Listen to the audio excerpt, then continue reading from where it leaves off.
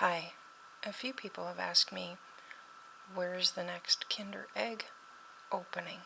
Where's the next 2 Kinder Egg openings? Well, I ran into a bit of a problem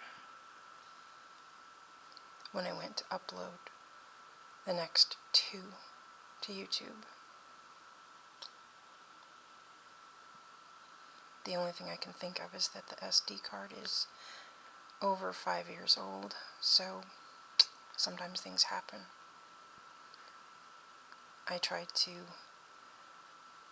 get 2 more egg boxes, and things didn't work out so well.